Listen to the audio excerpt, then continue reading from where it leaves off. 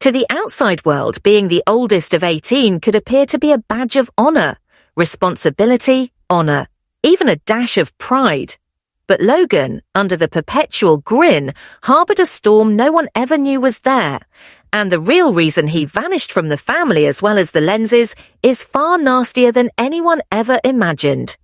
Logan wasn't just an older brother at 18, he was a stand-in parent. He cooked dinner when his mum, Janelle, came home from work late.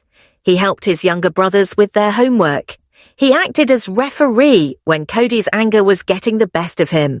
Logan witnessed it all, the surprise arrival of Robin, the veiled but unmistakable change in Cody's loyalties, and the growing favoritism towards her children, especially Dayton.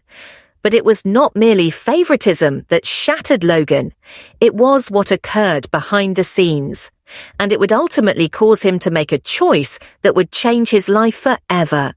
When Cody legally married Robin and began the process of adopting her children, Dayton, Aurora, and Brianna, Logan tried to voice his discomfort in a private conversation. The scene was videotaped, but never aired. Cody, so anxious to be the hero on TV, gave all his time to Dayton, sitting silently by as his own relationship with his dad disintegrated. The unofficial quota? That Logan would smile for the camera and act. But Logan didn't. "He's battling Dayton, but he's abandoning me," he whispered to Janelle. Janelle shared his grief, but she still preferred keeping the family whole. Logan had already given up several years of his adolescence and autonomy for this family, and Cody's words that followed were the coup de grace. "Now that you're a man, you don't need me. Dayton does." That was it, the breaking point. In private, Cody handed Logan an ultimatum: stand up for the adoption publicly or quit altogether. Logan did not argue.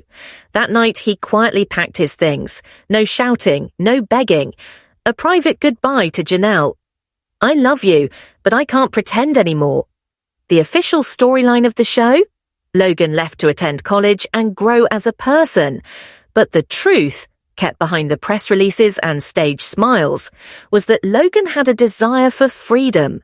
Freedom from Cody's control and from constant agony of replacement by child Cody had recently brought back home. Insiders would later disclose that when all of the adult members of Logan's family were approached to sign legal affidavits consenting to Dayton's adoption, Logan declined. His refusal delayed the process by nearly 8 months, something Cody would never forgive. Then Cody characterized him as standoffish and disrespectful. Robin hinted discreetly by telling younger siblings that Logan had decided to leave them. When Janelle finally spoke up to Cody, her words were sharp. "You made him choose between obedience and truth. He chose truth. That should have made you proud." Cody's reply, a sneer and one word: he betrayed the family. Since then, Logan has avoided the spotlight. No interviews, no manufactured TV moments, no social media drama. Privately, however, he's told his story. Not out of spite, but as a means of healing from a home that was more like a TV set than an actual family. Today, Logan is a married man to someone who has not even watched Sister Wives. He's built a peaceful life in Nevada, far from production schedules, confessions, and staged family moments. His silence is golden, nearly louder than anything. At times, the most powerful move is to leave. But peace doesn't prevail forever. Almost 4 years after leaving, Logan was having a quiet dinner with Janelle and his wife Michelle, when the past came knocking, literally. Robin had learned he was in town and decided it was time for closure. She arrived uninvited, Dayton and Aurora in tow. When Janelle opened the door, she didn't mince words. "You're not welcome here." Robin's tone was syrupy, bratty. "I'm not going to fight. I just need to talk to Logan. Dayton is worth that much." Everything Logan heard in the kitchen. He emerged, catching Robin's eyes. His shoulders squared, the air chilled. What did Logan do next? That's where the story takes a turn no one saw coming. Michelle stretched out under the table and grasped Logan's hand, a wordless act of encouragement.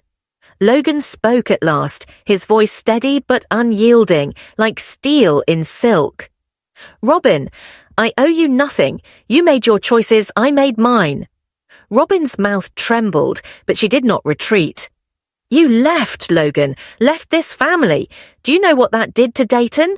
You were like a brother to the boy. He wept for months." Logan rose from his chair, his gaze unyielding.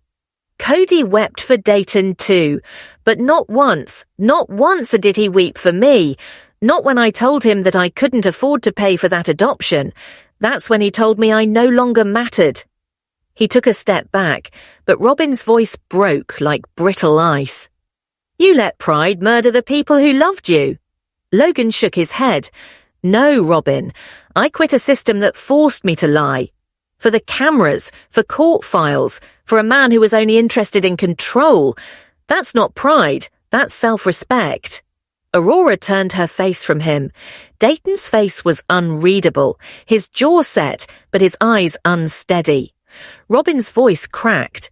"You could have stayed. We could have worked it out." Logan did not waver. "You never wanted it to work. You wanted to call the shots. Cody needed me out of the way and quiet. And you went to the family with your spin, but Dayton's old enough now. Tell him the truth. Ask him." The room fell silent. Finally, Dayton spoke, his tone low but resolute. "I always wondered why you never said goodbye. They told me you didn't care." Logan's face eased. "I did care. I do care. But I couldn't keep things going the way we did. That wasn't love. That was survival."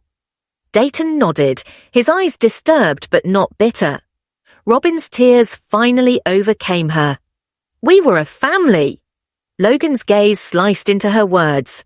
"We were a TV family."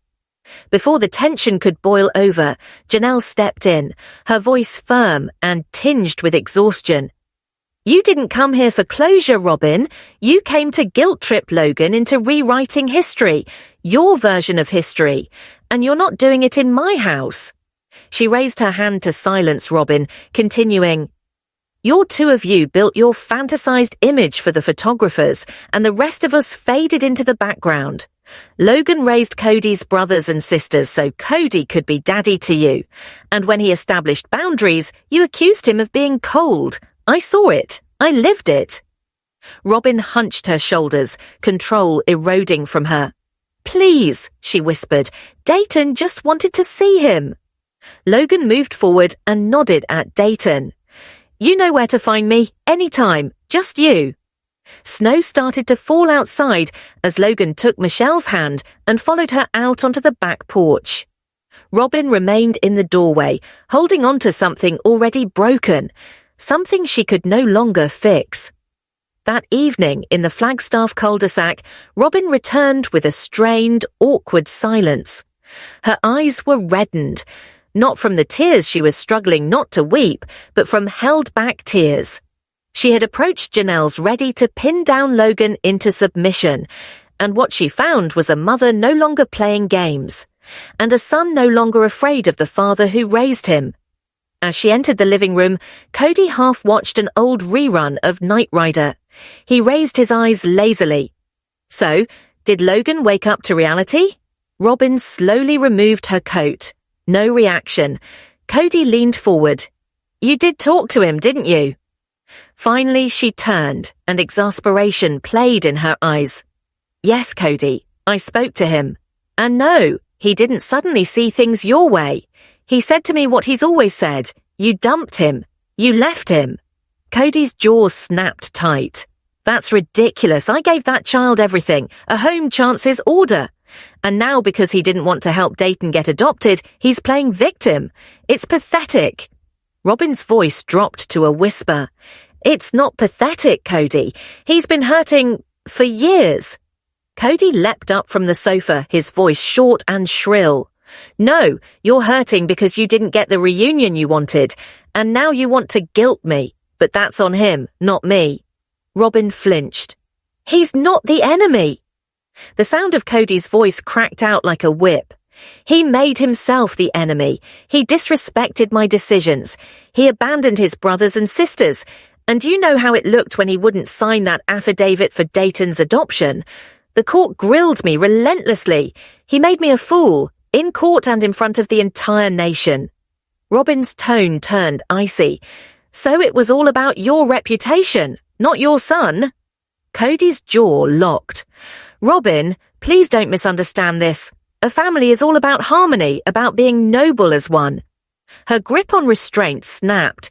No, a family doesn't beat someone up with silence or threaten to hurt someone for drawing a line. That's not harmony, it's manipulation. And for a brief moment, Cody looked at her as though he was seeing her for the very first time. I know he was speaking the truth, Robin said finally, her voice tight. Logan told me you said he wasn't a part of this anymore, and he wasn't. Cody threw his hands up in frustration. He would not agree to the adoption. He left the family. He was the oldest. He was meant to set a good example. Robin's stomach dropped. No, Cody. He left when it reached the level of being toxic. The room fell silent, quietness taking up the space between them. The following morning, Cody barged to Janelle's rental, rage seething in each step. He didn't knock, merely banged his fist on the door. Janelle, with coffee in one hand, opened it with drowsy eyes. Not today. You turned him against me, Cody yelled. You've been feeding his anger all these years. Janelle breathed slowly. No, Cody, I saved him from your wrath, not the same thing. He turned me into a failure, a father who couldn't even hold on to his own son. Cody scoffed. You didn't require me to accomplish that, she snapped back. You employed your acceptance, your presence, even your love as weapons. Logan saw it, and now the others see it too. I gave life to that boy, Cody growled. And you made him wish he'd never boarded, Janelle said, her voice trembling but level. You couldn't take being questioned, so you shut him out, and then, instead of taking responsibility for it, you accused him of being a traitor. Cody took a step back, reeling. Janelle's voice lowered, but every word was freighted with significance. He was the best we had, Cody, and you lost him too. Let me know if you need any further assistance. That night, Cody drove around in his truck for nearly an hour, fist tight on the steering wheel. His chest rose and fell unevenly as cracks opened in the illusions he'd held for years. Logan hadn't left the family. He'd run from it. The morning after was ominously still, the kind of stillness that hums with tense expectation just before a storm. Dayton still stood in the second-floor hallway, headphones draped around his neck, gazing at his phone without looking at it. Logan's words from the night before echoed in his head. That wasn't love, that was survival. For his entire teenage years, Dayton had heard the same story, that Logan left because he didn't care, that he'd abandoned Robin's kids, that he never wanted Dayton for a brother. But the man Dayton met last night wasn't cold or unfeeling. He was hurt, and managed that hurt. By evening, Dayton couldn't keep it inside. He knocked on Cody's door, voice firm. I have one question, and I require the truth. Okay, Cody sighed. What? What really ran Logan off? Cody rolled his eyes. We've been through this. He was annoying. He didn't want to be a part of the family. No, Dayton cut in. Not TV version. The truth. What did you really say to him? Cody's smile slipped. Dayton's voice trembled as he went on. He said you told him he was out of this, that you gave him an ultimatum, get on board with the adoption or get out. Cody tried to laugh, but it rang untrue. He's twisting it. Did you say that to him? Dayton moved closer. Cody's eyes darted about. I said he wasn't doing anything for the family. Not what I said. Did you tell him he was out of it? No answer. Cody made no noise, and that was enough. Later, Dayton trapped Robin in the kitchen, her back to him. Why did you lie and tell me Logan didn't care about us? He asked softly. Robin stiffened. I never meant to hurt you. I wanted you to be safe. Logan was so angry then. He made us feel like, as if I were some kind of interchangeable part, Dayton interrupted. You said he didn't want you. You used that to push me toward Cody. Robin's face darkened. That's not fair. Maybe not, but it's the truth. Robin leaned forward, a hand out to him, but Dayton retreated. I love you, Mum, but I don't believe the myths anymore. I need to know for myself. That night, Dayton brought up an old unsent draft message. His fingers hovered over the keys. Hi, it's me, Dayton. I don't know what to say just yet, but I think I get it now. Sorry for jumping to conclusions about you. Do you want to discuss at some point? He hit send. At dawn in Nevada, Logan was having coffee when he saw the email. He read it through, pacing the living room back and forth as memories came flooding back. A boyish Dayton at his side, learning to tie a church knot before the silence. Dayton wasn't phoning now as Cody's adopted son or Robin's kid, but as Logan's brother. Logan took a deep breath. Oh, that would be great. They chose a small coffee shop off of the Las Vegas Strip. Logan spotted Dayton as soon as he entered. He was older now, less wild, but his eyes were the same, wide, open, searching. Dayton stood rigidly, unsure if he should shake hands or hug. Logan nodded at him. Hey, man. They sat. There was a moment or two of silence before Dayton said, voice shaking. I didn't know, I really didn't. Logan looked at him. I believe you. I thought you left because you didn't want me in the family, that I didn't belong. Logan shook his head. That's what you were told. Dayton nodded, eyes on the table. Logan's voice trembled, emotion creeping in. Dayton, I never had a problem with you. What I did have an issue with was being paraded around like a pawn in something I didn't agree with, while Dad retold the tale. His tone hardened. I couldn't smile for the cameras anymore. I wasn't included in his vision, just another issue he eliminated to create room for his next vision. Dayton's voice cracked. But why didn't you say goodbye? Why didn't you tell me? Logan's jaw tightened. Because if I had, I wouldn't have left. And Dayton, I was drowning, doing the younger kids' care, cleaning up Dad's mess, lying to everything being okay for TLC. I couldn't breathe. If I stayed one more day, I would have broken apart. Dayton's eyes watered. I missed you. You're the one who spoke to me like I mattered, not as some publicity stunt. Logan looked down. I missed you too. And so it began. The conversation they'd both been waiting years to have. They talked for 2 hours, all of them. Dayton realized that Cody and Robin had painted Logan's departure as abandonment. Logan explained how Janelle had tried to shield him up to the time when the lying and the emotional toll became excessive. Dayton explained how Logan's long silences had always been interpreted as rejection. Whenever Cody took me under his wing, I always felt as though I were wearing someone else's shoes, he said. Logan's reply was firm but gentle. I never thought of you as a substitute, Dayton. That wasn't your choice. Dayton shook his head, the anger now. Cody filled your place. That was not my choice. Logan nodded. We were both utilized.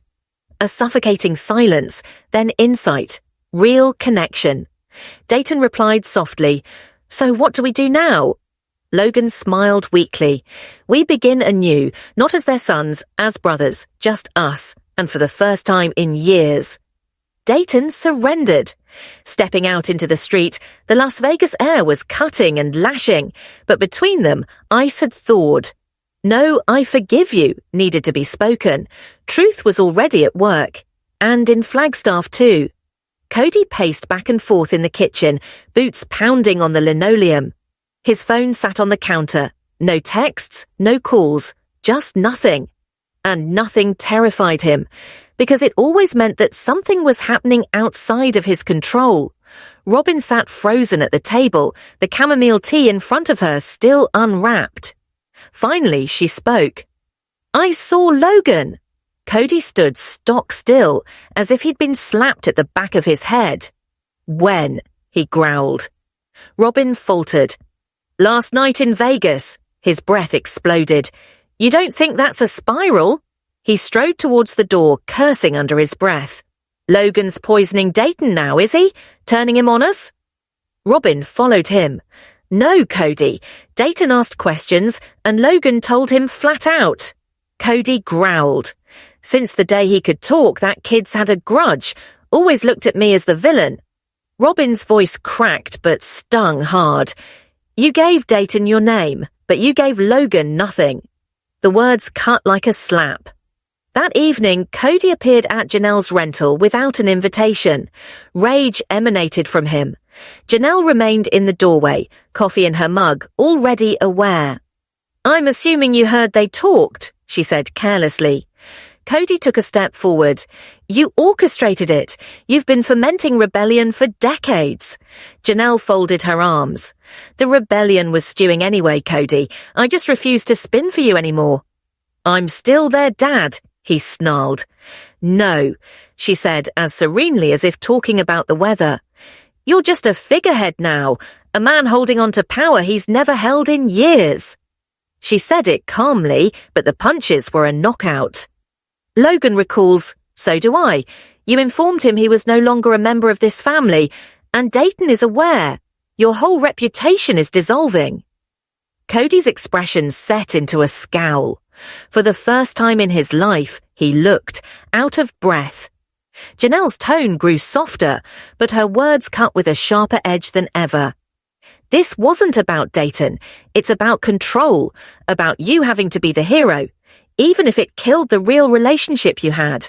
A voice echoed down the hallway. Enough. It was Hunter, who'd overheard from upstairs. He entered the room. You don't get to yell at Mom anymore. Cody turned around, shocked. Hey, no, you don't start this time. Hunter's tone icy. When Logan was crumbling, you didn't notice. You were too busy pursuing a new dream, a new family. He kept the family together. And you offered him options, pretend or go. And when he went, you treated him like a dirt grubber. Cody growled. I was trying to keep the family together. Hunter shook his head. You weren't keeping us together. You were building something else, and I defended you. I fought for all the people who told you that you were selfish. But watching you punish Logan for setting boundaries, that shifted everything. Cody took a step back, stunned. Hunter jumped in.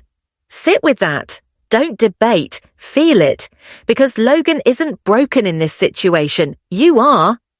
Cody slept little that night, staring at the wheel. Quiet was no longer so hollow. It was earned. The clan he had tried to shape, control, and form no longer resided with him. Not because they'd rebelled against him, but because they'd finally awaked. And there wasn't a camera crew to rewrite this scene. What's your take? Leave your opinion in the comments, and don't forget to subscribe to Circle of Sister Wives for more unfiltered family tales.